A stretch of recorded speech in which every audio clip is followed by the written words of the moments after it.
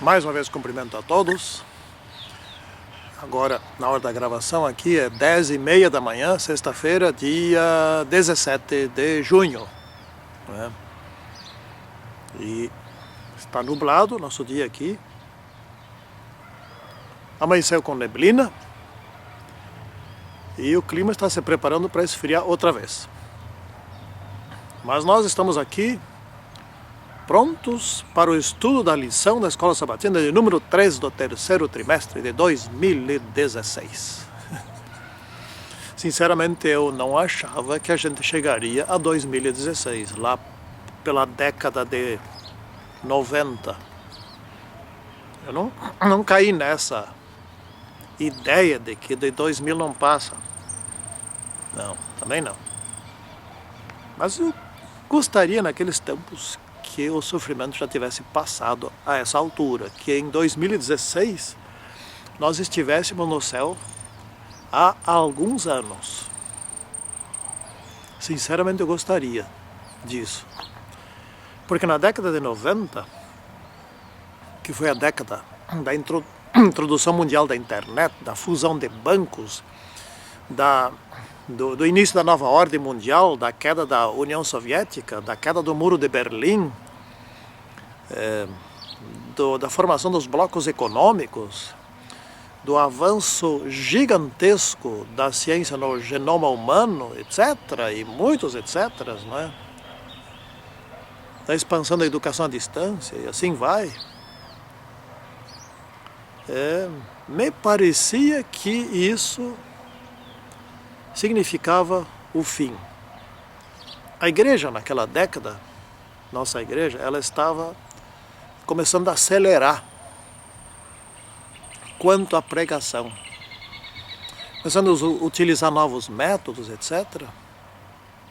Bom, passou-se a década de 90, passou-se a primeira década do novo milênio, estamos já mais da metade da segunda década do novo milênio. E hoje, nesse dia, estudando a respeito da justiça e misericórdia no Antigo Testamento, na parte 1, que se aplica também para os nossos dias. Né? Santíssimo e bom Deus, nos ajude a entender essas lições para aplicar em nossa vida, em nossos dias, e fazermos diferença na sociedade, diferença para o bem. Em nome de Senhor Jesus Cristo. Amém. Pois bem, aqui nós temos o verso, né? Está no Salmo 146, nos versos 7 até 9. Eu até vou ler aqui. Deus faz justiça aos oprimidos e dá pão aos que têm fome. O Senhor liberta os encarcerados. O Senhor abre os olhos aos cegos. O Senhor levanta os abatidos. O Senhor ama os justos. O Senhor guarda o peregrino, ampara o órfão e a viúva. Pois eu tive uma experiência nesse sentido com o irmão Alex. O irmão Alex não tinha família. Aliás, tinha, mas estavam todos longe, né? Aqui em Ijuí ele não tinha ninguém. Morava numa casa que alguém construiu para ele, emprestou para ele. Vivia da renda do benefício, né? Que ele foi agricultor e só. Mas nos seus últimos dias, com 70 e tantos anos, ele enfraqueceu e era um inverno terrível e nós cuidávamos dele. Nós fazíamos companhia a ele, íamos lá visitar ele, nós, várias pessoas, não eu, várias pessoas. Eu fazia sopa, minha esposa fazia pão para ele, fazia sopa para ele, enfim, e um dia desses ele adoeceu gravemente, nós levamos ao hospital e ali ele passou uns 3, 4 dias e faleceu. Antes disso ele nos revelou onde ele tinha algum dinheirinho. Esse dinheirinho foi suficiente para comprar um caixão, para comprar um terreno no cemitério, para contratar uma empresa funerária, e não faltou nada, também não sobrou. Ou seja, ele era pobre, mas não ficou devendo nada para ninguém. Pelo contrário, ainda depois descobrimos que várias pessoas pediram dinheiro emprestado para ele e não devolveram. Ele também não cobrava. Eu quero que esse homem esteja salvo, né? Para usufruir de riquezas que ele não imagina por toda a eternidade. Mas esse é um exemplo de como um filho de Deus, que é consagrado a Deus, humilde, mas muito, muito, muito humilde, mas que ia todos os sábados para a igreja, a pé, todos os domingos, quartas-feiras, lá estava ele. Fazendo o quê? Dando o seu testemunho. Esse eu espero que esteja salvo. Deus cuidou dele. Eu penso que ele esteja salvo porque Deus cuidou dele, né? Cuidou muito dele. Pois bem, aqui então nós estamos estudando sobre misericórdia e justiça, né? O que é misericórdia? Misericórdia é compaixão para com os outros, é ter dó dos outros, é entender os outros, as necessidades dos outros, né? É especialmente suprir isso, se colocar junto com os outros, empatia, né? É sentir como o outro sente, né? E o que é justiça? Justiça é fazer o que é correto, segundo a lei. Aqui no Brasil, nosso governo tem muitas leis boas, a Constituição tem muitos princípios bons, princípios cristãos, né? Esses princípios precisam ser respeitados. O nosso manual da igreja é fantástico. Ali tem princípios excelentes, né? Precisam ser respeitados. Esse manual ele foi elaborado em cima dos escritos da Bíblia, dos escritos de Espírito e Profecia e das ideias de pessoas de oração. Eu lamento, já vi casos e eu inclusive enfrentei situações em que esses princípios não eram respeitados. Lamento isso. Nós, especialmente o pessoal da comissão da igreja, mais especialmente os anciãos e mais ainda o pastor, precisam seguir os bons princípios das leis brasileiras. Fiquei chocado quando certa vez um ancião disse: na igreja a Constituição não vale, não, aqui não vale. Gente do céu, alguém assim precisa ser excluído da igreja. O que é isso? Não é? Jesus mesmo disse, e está na Bíblia, devemos respeitar a autoridade pública. Só não quando essa autoridade nos exige coisas que são contra os princípios divinos, porque esses estão acima. Mas repito, temos no Brasil muitas leis cujos princípios estão absolutamente de acordo com a Bíblia. Logo, eles precisam ser respeitados, né? Um desses princípios, por exemplo, é o direito amplo de defesa que todo cidadão brasileiro tem. Esse princípio está na Constituição e está em nosso manual da igreja. A Bíblia, por exemplo, explica claramente, Mateus 18, né, como devem ser resolvidos todos os problemas na igreja. E só existe esse único método, não tem outro. E nós devemos seguir esse método. Uma questão de justiça, isso é justiça. Fazer o que é correto, não o que dá na minha cabeça. Porque daí sim vai dar mais problemas. Quanto ao descanso, né? Todas as pessoas, os animais e a própria terra têm direito ao descanso. No antigo Israel, a cada 7 anos, a terra não era lavrada, não era cultivada. Hoje, a terra produz, é obrigada a produzir em alta escala. As galinhas são postas, por exemplo, né, em tipo quase que fábricas de produção de ovos. Os frangos têm que ficar prontos em menos de um mês. Tudo em prol da ganância. Dane-se a saúde, Dane-se a terra, dane-se o clima. É assim que funciona aqui. Porém, nós, adventistas do sétimo dia, se produzirmos ovos, tivermos um galinheiro, um aviário, produzir ovos, nós não podemos entrar nessa. Né? Se nós produzimos frangos, que eu acho que não nem devia produzir carne para comer, não podemos usar alimentos que são nocivos ao frango e nocivos ao ser humano. E assim vai, né? Nós temos as necessidades básicas. Né? Se estuda isso na administração da empresa, necessidades comuns a todos. Né? São necessidades para a vida, por exemplo, de alimentos, é uma necessidade básica. Todos têm direito e têm que ter. Isso precisa ser suprido quando não tem. Nós temos necessidade de abrigo, de renda, de segurança. Né? Também temos a necessidade do repouso, da quietude, da restauração mental e física, cada sábado.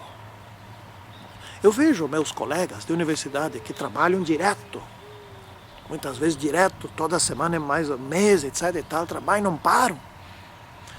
Os que estão na minha idade são uns cacos. Saúde. Eu quero ver como é que eles vão ser quando tiverem 80, 85 anos. Não é? Bom,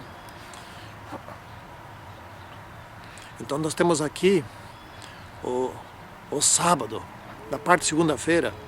Eu fiz um estudo, está escrito no comentário, escrito, leiam lá, é muito interessante aqui, só vou mencionar. A semana é universal, ela existe tal aqui em Ijuí como em São Paulo, em Washington, na Coreia do Sul, em todo lugar é a mesma semana. E o sábado é também o mesmo. Em todos os lugares é o mesmo. Mas já houve atentados contra o sábado. Por exemplo, na Revolução Francesa, né, criaram uma semana aí de 10 dias. Né? Isso já foi criado também na China, no Egito, bem antes de Cristo até, né, depois de Cristo também. Né? A União Soviética criou uma semana de 5 dias durante a Revolução Socialista, depois passou para 6 dias. Aí depois voltou para os 7 dias normais, assim como a França também voltou. Né? Ao longo da história criaram semanas as mais absurdas, tem semana de 3 dias, semana de 4 dias, de 5 dias, de 6 dias, a normal de 7 dias, né? Teve semana de 10 e semana de 20 dias. Né? Tem como encontrar isso na internet, né? Coisa incrível, né? Nenhuma persistiu e sempre retornava para a semana de 7 dias. O que tem com essa semana que ela é tão especial? Aqui diz, a Bíblia diz, o sábado foi criado por causa do homem e não o homem por causa do sábado. Ou seja, o sábado é beneficente ao homem, faz bem ao homem, faz bem à sua saúde, faz bem à sua espiritualidade. O sábado existe para lembrar que Deus é o Criador. E aqui na Terra, só aqui, porque em outros lugares do universo não precisa, o sábado também existe para descanso físico, descanso solene e para se fazer o bem. O sábado não é só para trabalho missionário direto, não. É especialmente para se fazer o bem à sociedade, aos amigos, mas também para descanso físico e descanso solene, não para dormir à vontade. Cuidado para não dormir sábado à tarde toda e sábado à noite passar a noite em claro, a madrugada em claro assistindo filmes e vídeos.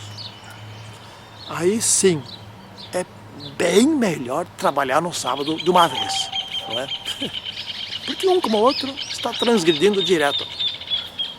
Eu não estou defendendo que deva trabalhar no sábado, mas é bem pior passar a noite. Bom, já expliquei, está explicado, não é?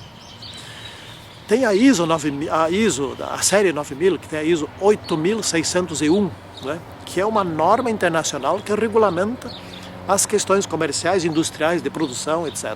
Regulamenta muitas coisas que precisam ser regulamentadas, e regulamentou a semana. E pela ISO 9000, desde 1988, a semana é a seguinte, ela começa na segunda-feira, então segunda-feira é o dia 1º da semana, terça-feira é o dia 2º da semana, e assim vai. O sábado, o 7º dia, é o 6º dia de semana, e o domingo é o 7º dia de semana. Isso é a norma ISO 9000. É um padrão internacional comercial e industrial. Então já está regulamentado a semana, que se tornará no decreto dominical. A regulamentação já está pronta, isso não é um decreto, mas é uma norma. Quem quiser, tiver curiosidade, coloca na internet, ali no Google, ISO 8601. Vai poder ler ali, né?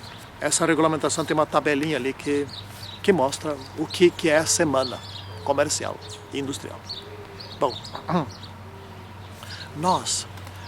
nos estudos aqui da Voz Profética 1 e 2, né, nós devemos colocar em prática nossos princípios de justiça e princípios de misericórdia, né? Nós devemos educar, ensinar, né, e dar exemplo. Não devemos ser assim, faça o que eu digo, não faça o que eu faço. Temos que dar exemplo, né? Nós temos que ser os mesmos sempre, nós devemos defender o direito das pessoas, não devemos ser ativistas, não, isso não. Devemos ser misericordiosos, devemos suprir as necessidades dos outros, não podemos resolver o problema do planeta, é claro que não. Quem sabe nós, adventistas, não podemos nem mesmo resolver o problema dos pobres da nossa cidade, nem do nosso bairro, mas alguém devemos ajudar, né? E o sábado também é um dia de perdão. Os antigos ali, eu estou focando muito mais agora, né? Os antigos, a cada 7º ano, eles eram perdoados, né? A cada 50º ano, eles recebiam sua terra de volta. Os que eram escravos, não devia existir escravidão, claro que não, mas ainda os que eram escravos, infelizmente existia isso no coração humano, eram libertados. Toda a terra retornava ao seu possuidor original, não é?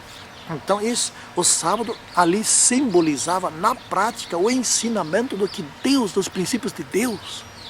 Não devia existir escravidão, porque seu escravo tem que voltar, não é? Então não devia existir escravidão, não devia existir exploração, não devia existir pobres. Existem pobres por causa da maldade do coração humano, não é? Eu tenho um projeto na minha cabeça que eu quero colocar em prática daqui a uns tempos, que é bem simples mesmo, mas ajudaria muitas pessoas.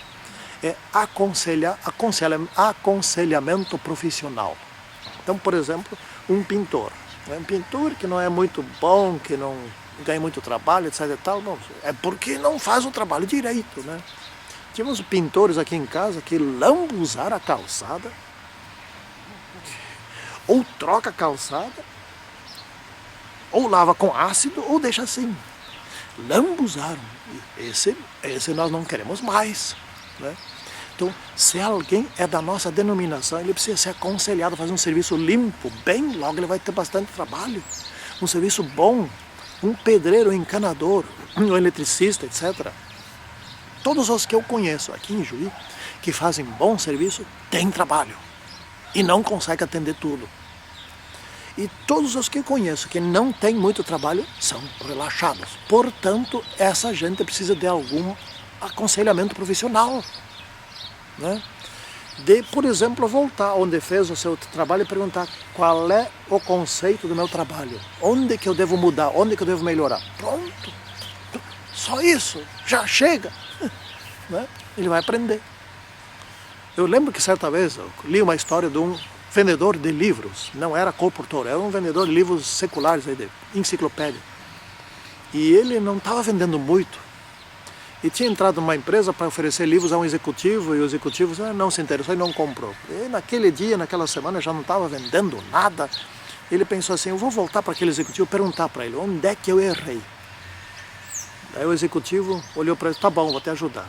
Em primeiro lugar, você entrou com a tua maleta na mão direita, segurando pela mão direita. E quando você foi me cumprimentar, você teve que trocar de maleta e eu tive uma má impressão tua.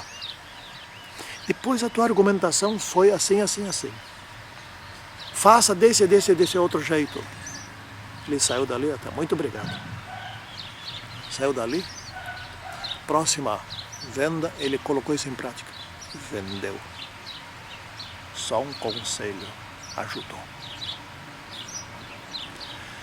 foi muito melhor aquele conselho do que se o executivo tivesse comprado e não tivesse dito nada. Se tivesse comprado de pena, de dó e não tivesse dito nada. O conselho é que valeu.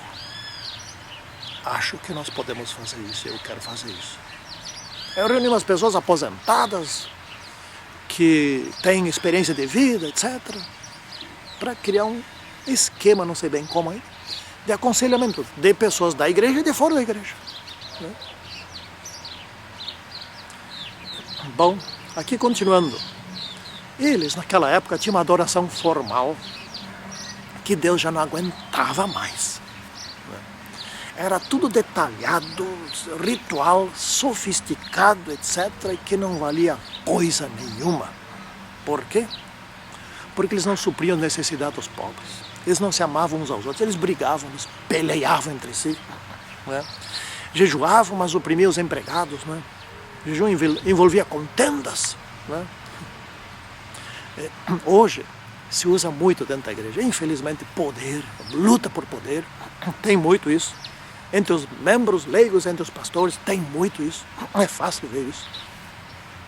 Há muita manipulação, muita imposição. Cultos cheios de detalhes.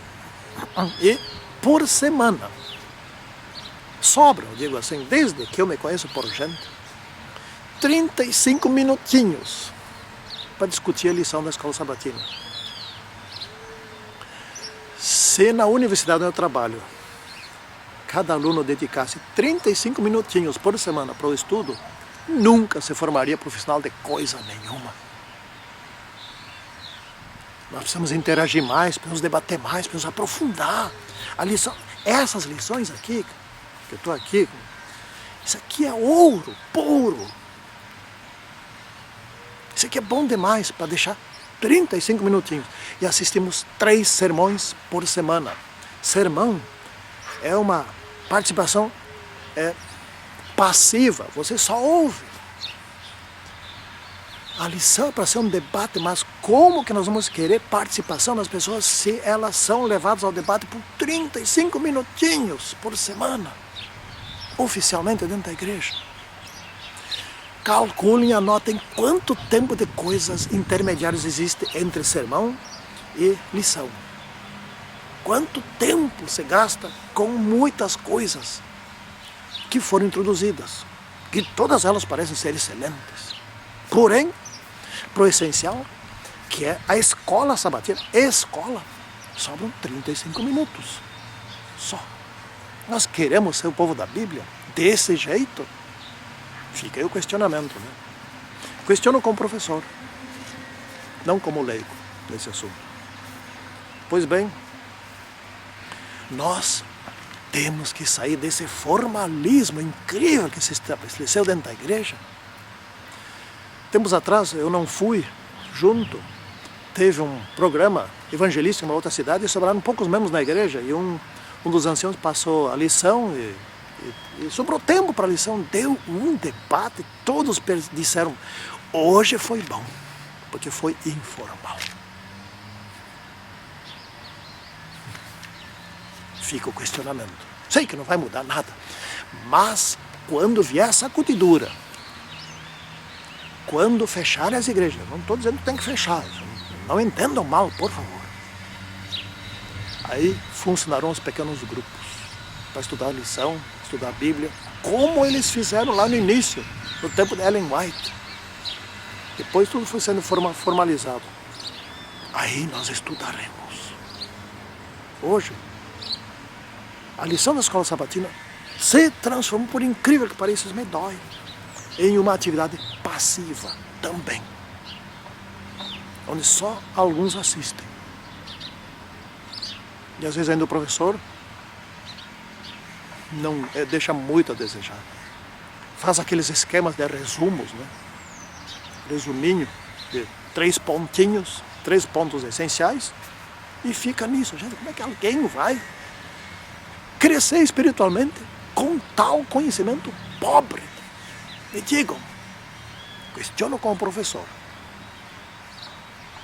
Pois aqui, nós, quinta-feira, devemos ser uma força para o bem, ações reais pelos pobres. não é? Que tal ajudá-los a aprender a pescar, aprender a se virar, não é? Não fazer como o governo brasileiro está fazendo, da bolsa isso, bolsa aquilo, bolsa aquele outro. Não, ajudar a conquistar a sua vida, profissionalizá-los em alguma coisa, não é?